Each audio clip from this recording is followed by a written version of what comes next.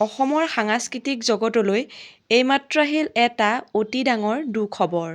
হয় বন্ধু বান্ধৱীসকল, অসমীয়া বোলছবি জগতৰ বিশিষ্ট অভিনেত্ৰী পূৰবী শৰ্মা বাইদেউ আৰু আমাৰ মাজত নাই।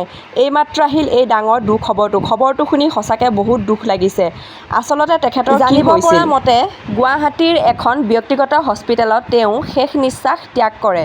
জানিব পৰা মতে তেওঁ হৃদৰোগত আক্ৰান্ত হৈছিল আৰু তেখেতৰ গা অসুস্থ হোৱাত তেখেতক ততাতৈয়াকৈ এখন ব্যক্তিগত হস্পিটেললৈ নিয়া হৈছিল আৰু চিকিৎসাধীন অৱস্থাতে তেখেতৰ হঠাৎ শেষ নিশ্বাস ত্যাগ কৰে।